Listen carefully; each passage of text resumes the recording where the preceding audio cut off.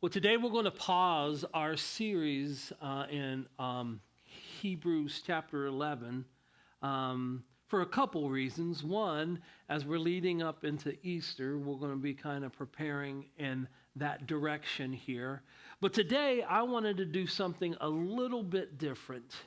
I wanted to address kind of what's going on in Iran. Now,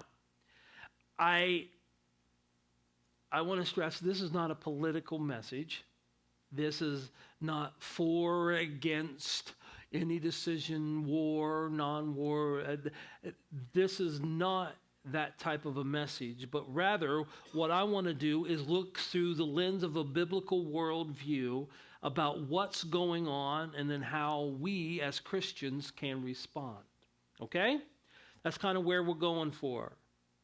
So last Saturday, February 26th, U.S. and Israel bombed or launched Operation Epic Fury against the Iranian leadership, taking out the supreme leader and of the Islamic Republic and 40 plus leaders that day, or 30 plus leaders of that day. There are a lot of questions and debate regarding this operation/war that President Trump commissioned with Israel. And so what I want to do is I want to give some historical and biblical context to kind of make sense of it all. Whether you agree with it or not, let me go ahead and give you some biblical context and history along that. It kind of fits into what we had talked about in the last couple weeks in this Hebrews 11 Heroes of Faith series.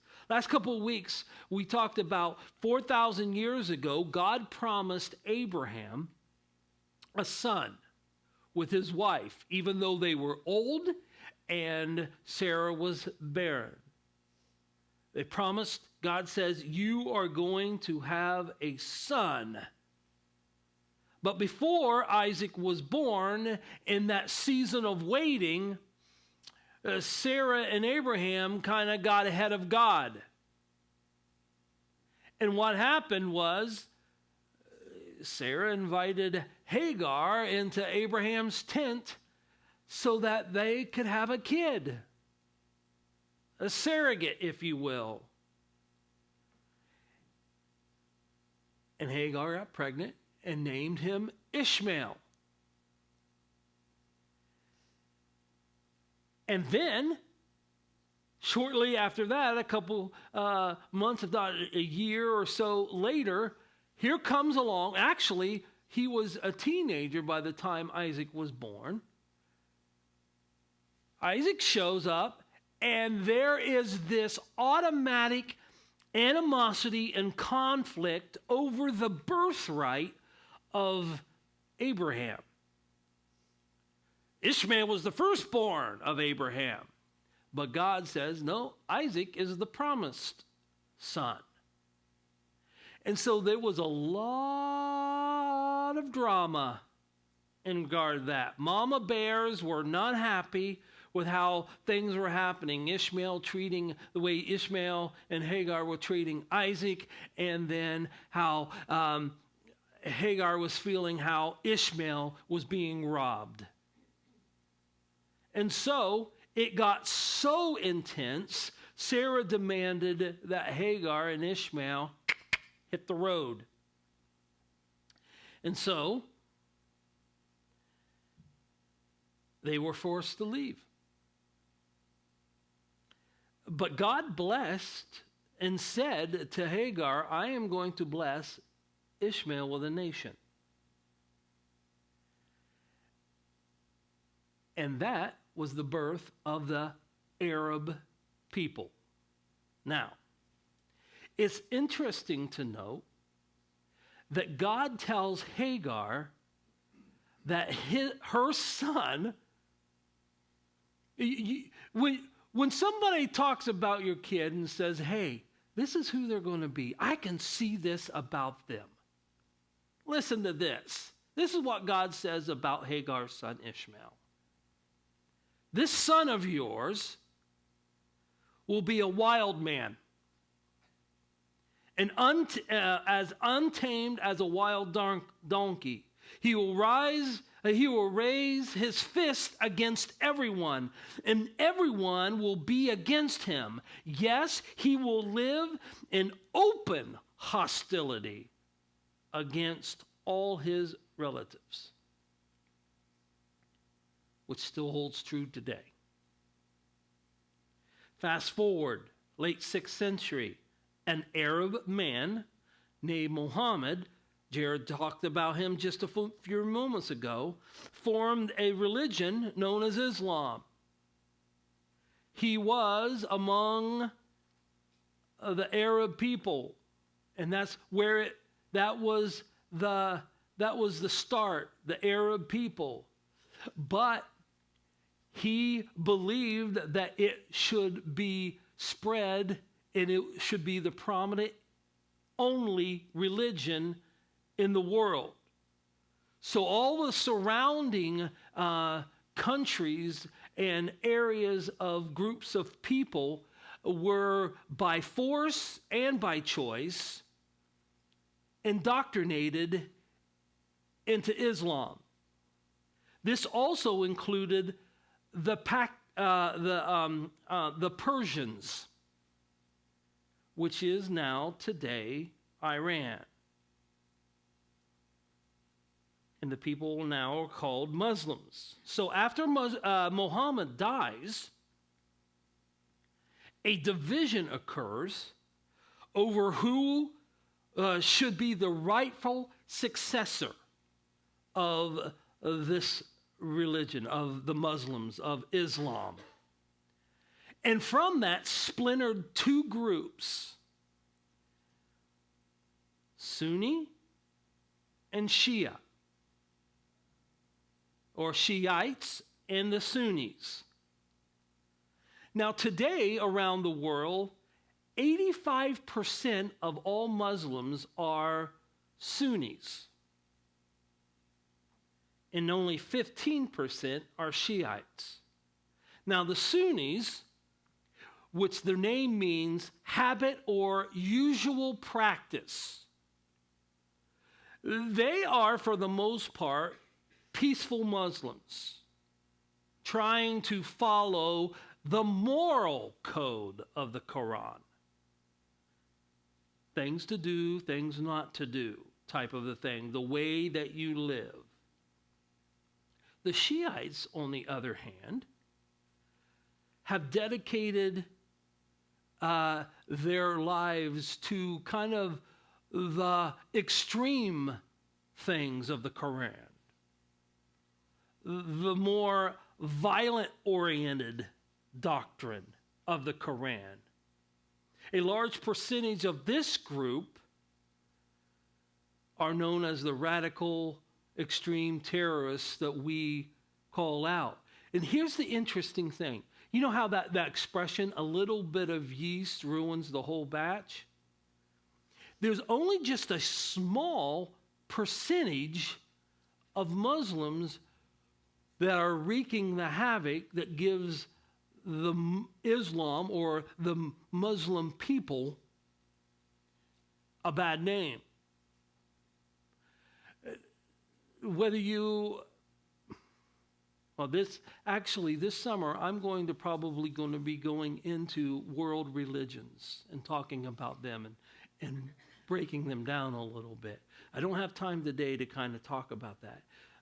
But all in all, the Shiites are the ones who enforce Sharia law and emphasizes terrorism and a cult of martyrdom, meaning, the suicide vest people, okay? Which was ordered by the Imam, which was the supreme leader of Iran. He was the one that gave the green light or the red light for anything that happened in Iran and all the proxies of those who are waging what you call a jihad, a holy war. And this holy war is against the infidels. Who are the infidels? Anyone who is not Muslim. So, if you're not a Muslim, you're an infidel in their eyes. And they believe you either need to convert or die. That's the only two options. There's no living in peace. It's either you convert to Islam or you die. That's it. That's the Shiite mindset. And people wonder why these peace talks and everything, all these different agreements and treaties and talks of negotiations hit a brick wall. Either you become Muslim or you die. That's their belief system. So, that is also the reason why there's mass violence and the acts of terrorism. The primary reason for that is to usher in the I can't pronounce it today. I don't know why. The Mahdi, I'm sorry. Yeah, there it is. The Mahdi, which is to them their Muslim Messiah. Now, they believe and they teach that Israel must be destroyed before the Mahdi can come. And he will appear when the fireball of destruction happens. So in your mind, you're probably already connecting the dots here.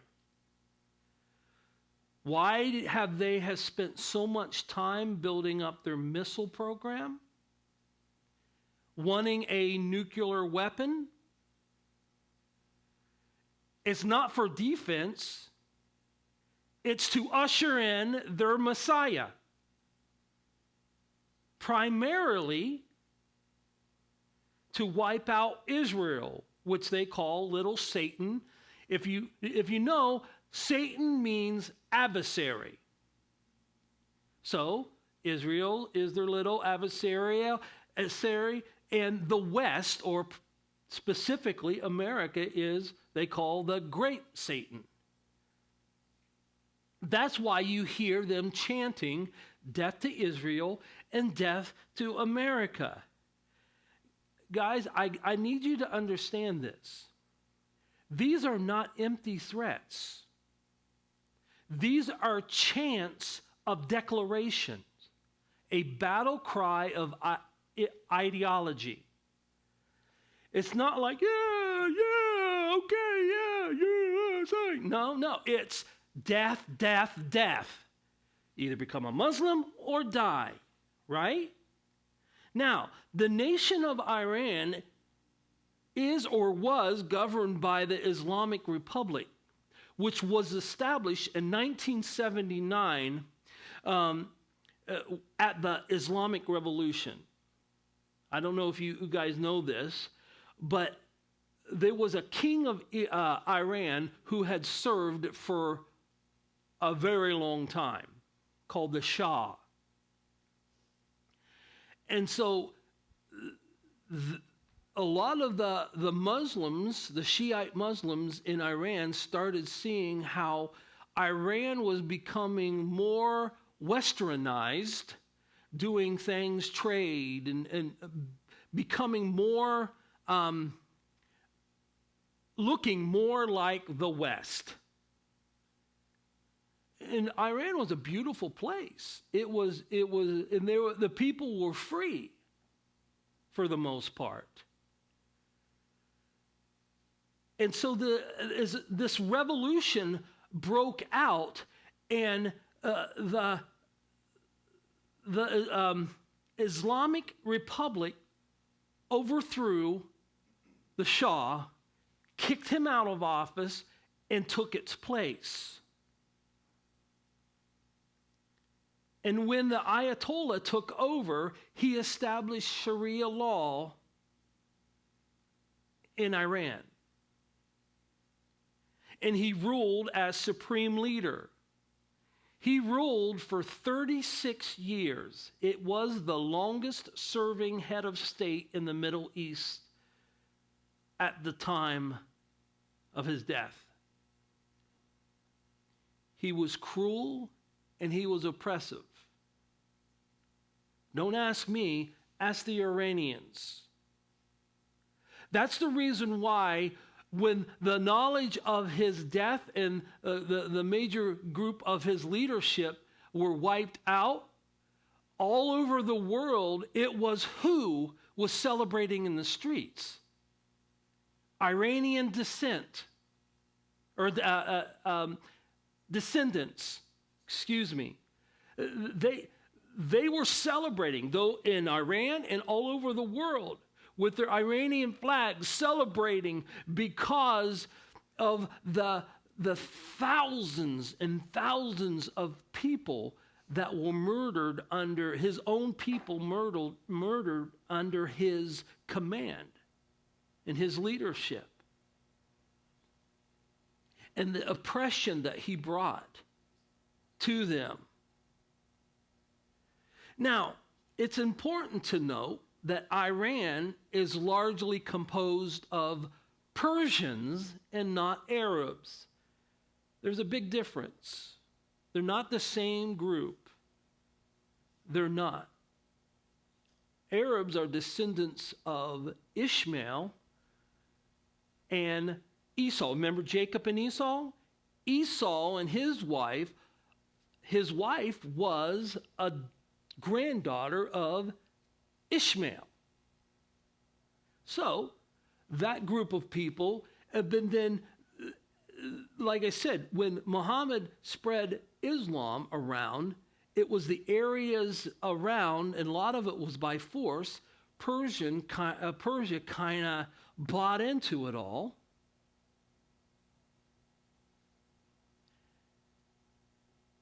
And with being Persian and not Arabs, this explains some of the historic divisions that they have with other Muslim countries, primarily the Sunni-led Muslim nations, that they lack friendships with them.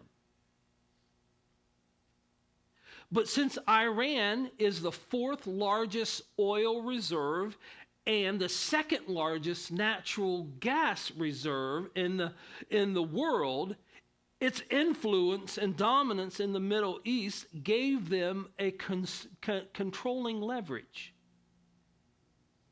Basically, they can call the shots. And they did. And through the sale of oil and natural gas, Iran was able, or the Islamic Republic was able to build the third largest military in the Middle East.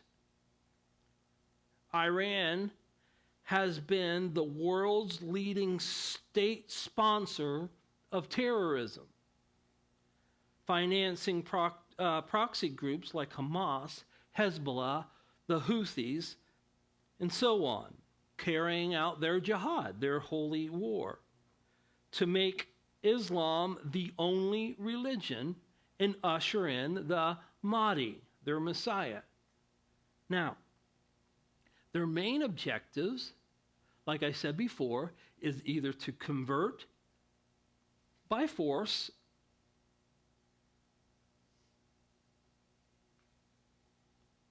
and if you don't, you die, especially the Jews. Here's the opening statement of their charter as the Islamic Republic.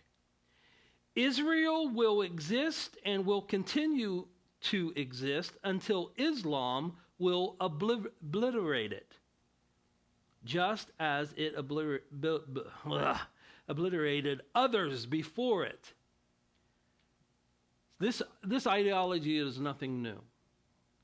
This is where we get into the context of the biblical worldview and the biblical history.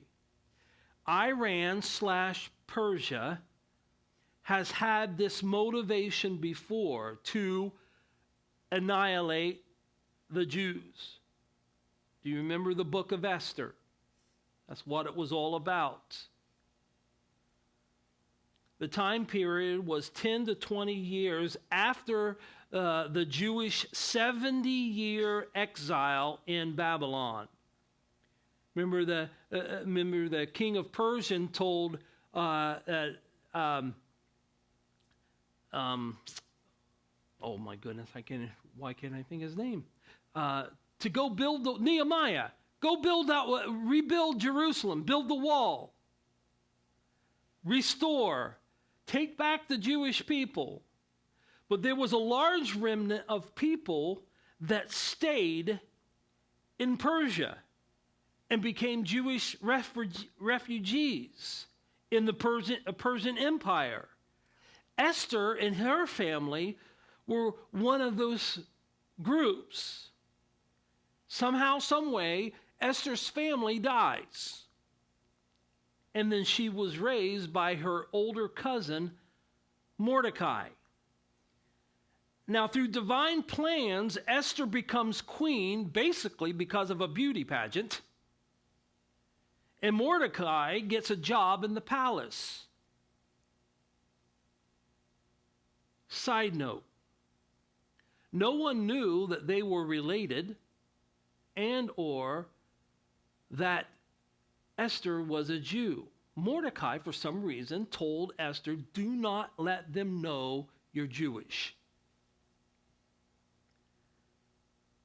So, entering left stage, the villain of the story.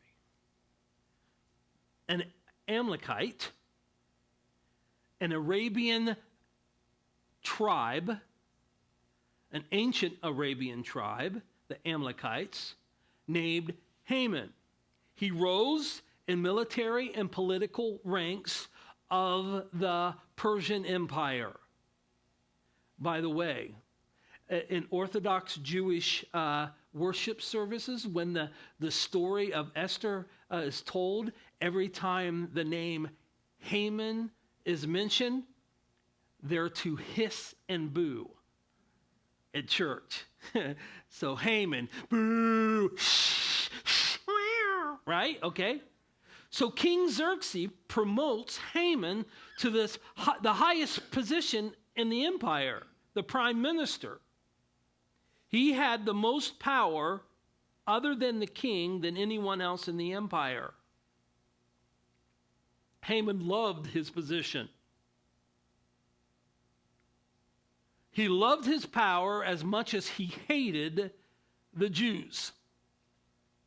He had a deep-seated hatred of the Jews, and you have to go all the way back to Genesis, starting with Joshua and them coming into the promised land. It was the Amalekites was their first battle, and God said and made a prophetic statement to Joshua saying, the Amalekites will be wiped from the face of the earth. Fast forward, King Saul, they're fighting the Amalekites, and Samuel the prophet tells Saul, hey, wipe out everyone. Man, woman, child, even their livestock, everything. Well, King Saul defeats them, but saves the king and the livestock. And so Saul comes in, and Samuel, the prophet Samuel comes in and says, I hear their sheep and livestock. And why is the king chained up right in front of you? And takes a sword and completely dead, right? Kills him because he defied God. And that was the downfall of King Saul from that point on. So, that was Haman's great grandfather, King Aggai. And because of that, he hated the Jews, and he hated Mordecai, who worked in the palace. He was a Jew, and everyone knew he was a Jew, and he hated him because he would not bow. Everyone bowed when Haman walked into the room, except Mordecai. Mordecai wouldn't bow. And Haman was full of himself, and he wanted to be treated like a king or a prince, since that was his bloodline. Make sense? That's the reason why Esther 3:6 says, Haman looked for a way to destroy all the Jews throughout the entire empire of Xerxes, Persia. So, Haman decides, like Hitler, to exterminate the Jews and question, how am I going to do this? So, he rolled dice, a game called Purim. He rolls the dice to determine the day and the month when it was best to do this. But the magnitude of this evil plot needed the king's approval, the signet ring approval, to wipe out a whole group of people in the empire. So, Haman presents his plan to Xerxes. Here it is. Esther 3, starting in verse 8. Then Haman approached the king Xerxes and says, there is a certain race of people scattered through all the province of your empire who keeps to themselves separate from everyone else. Their laws are different from those of any other people, and they refuse to obey the laws of the king. So it is not in the king's interest to let them live. If it pleases the king, issue a decree that they be destroyed, and I will give you 10,000 large sacks of silver to the government administrator to be deposited in the royal treasury. In other words, you're going to profit from their death, king. Verse 10, the king agreed, confirming his decision by removing his signet ring and then giving it to Haman. That's the seal of approval. Anyone who gives that seal, it is on behalf of the king, which cannot be broken. So, the decree went out that the Jews were to be killed on such a day, and Esther hears about this, and she is faced with one of the most difficult decisions of her life. Am I going to use my position as queen to save myself? Or am I going to leverage my title and position for my people, the Jewish people? And even if it cost her life, because going to the king was against royal protocol if you addressed him without being summoned. So, Esther, since the weight of this calling, and of course that whole famous phrase from Mordecai says, Esther, you are here for such a time as this. Okay? But she needed supernatural strength and courage for this divine plan, because this could cost her life doing this. So she asked Mordecai to have the people, the Jewish people, to pray and fast for 3 days. So she goes to the king. And there was a lot of drama that happened with that. But even though she went unannounced, she invites the king and Haman to a banquet. And during this banquet, Esther reveals that she is Jewish and the intent of Haman's evil plot. By doing so, God creates a divine reversal because Haman planned to have a Jewish genocide, which backfires, and also had a plot to kill Mordecai, who the king respected because he discovered a plot to have the king assassinated and tells the king, and so he was raised in high esteem with the king. Hears that Mordecai is going to die at the hand of Haman, and so this is what happened. Esther 7, verse 9. Then Harbonah, one of the king's eunuchs, said, Haman has set up a sharpened pole that stands 75 feet tall in his own courtyard. He intends to use it to impale Mordecai, the man who saved the king from assassination. Then impale Haman on it, the king ordered. So they impaled Haman on the pole he had set up for Mordecai, and the king's anger subdued. Okay. From that time on, Jews have celebrated a holy day called Purim. Remember Purim? It's a game of dice. They are celebrating the survival of the Jews and the destruction of Haman. Fast forward, February 28, 2026. The day Israel and the U.S. forces took out the Iranian supreme leader and the leadership who wanted and has planned and had done all of this stuff against Israel to wipe them off the face of the earth, that day, February 28th, was the Jewish holiday Purim. On top of that, it was the divine reversal. How did they die? By missiles.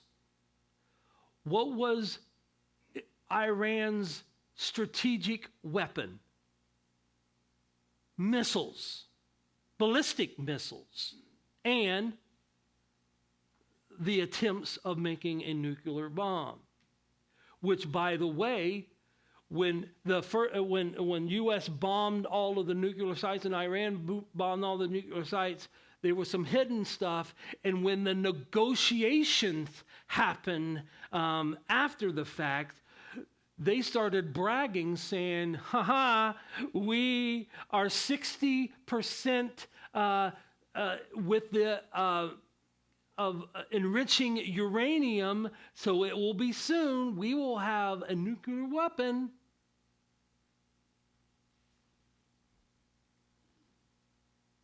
And a lot of people wonder why they were bombed. It was a divine reversal. What the Iranian leaders intended to happen to the Jews, God flipped. And it happened to them with the type of weapons that they were going to be used on them.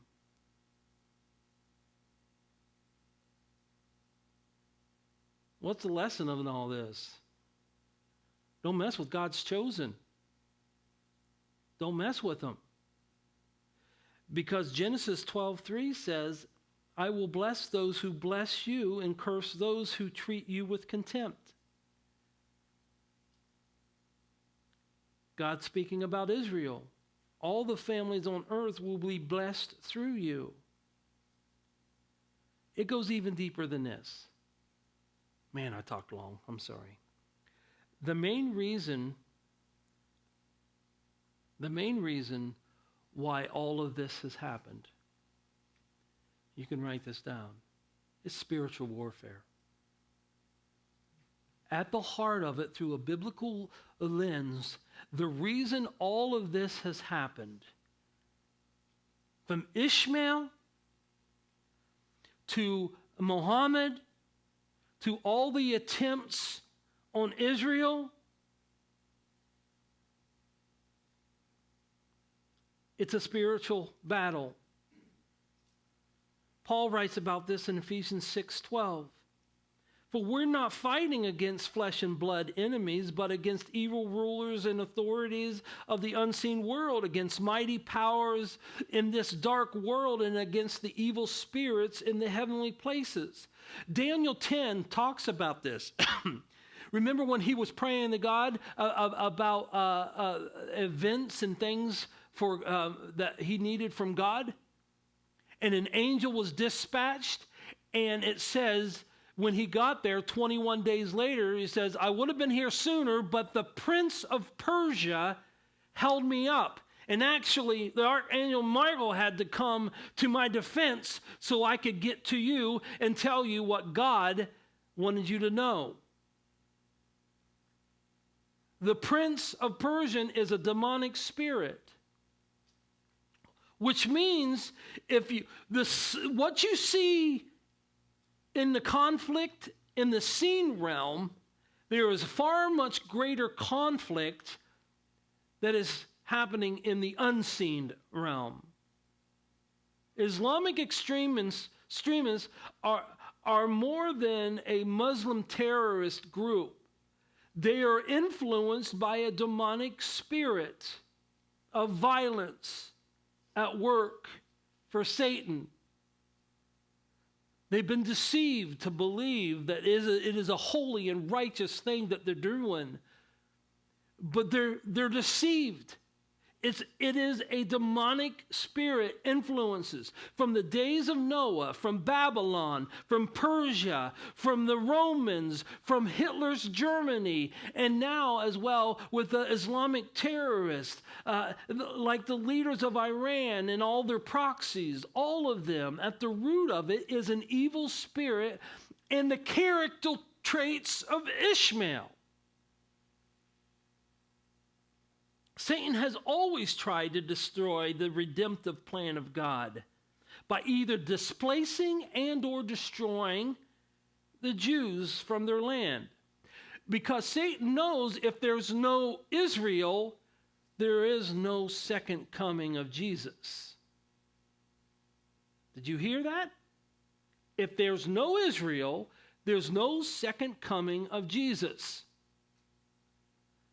That's why it said when they reestablished, it says they will never be displaced again. Israel, speaking of Israel in the land, the Jews in the land of Israel. Satan does not want Jesus to return because he knows it's bad news bears for his power and reign as well as his ending or his future. But until then, the battle, seen and unseen, will continue until the Lord Jesus returns. So what is our response? Ephesians 6:10, a final word. Be strong in the Lord and in his mighty power. Put on all God's armor so that you are able to stand against the strategies of the devil. Pray in the Spirit at all times and on every occasion. Stay alert. Be watchful. Be diligent about this. Be intentional. Stay alert and be persistent in your prayers for all the believers everywhere. During this historic and spiritual significant time, it is historic and significant. We as a church need to commit ourselves humbly in prayer. America needs to be humble about this. Yes, we brag about our military and their ableness and the weapons, but there's a far greater battle happening in the unseen than it is in the seen. And you have to remember that. And we are called to be prayer warriors on behalf of Iran, of Israel, our president, our men and women in the military,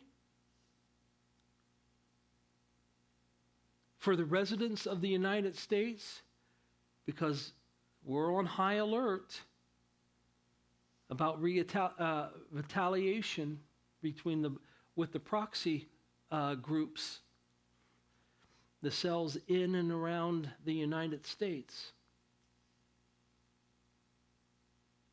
And for more than that, pray for the spiritual strongholds to come down. Pray against the evil rulers and the authorities and the unseen mighty powers in the heavenly places. That the schemes and the plans will be thwarted and God's will be done. That's our prayer. That's what we need to commit to. So instead of getting angry and confused and whatever the gamut of emotions it is around this whole thing, pray. Because it starts at a spiritual level more than it does on a political or physical level. And we need to remember that. Amen?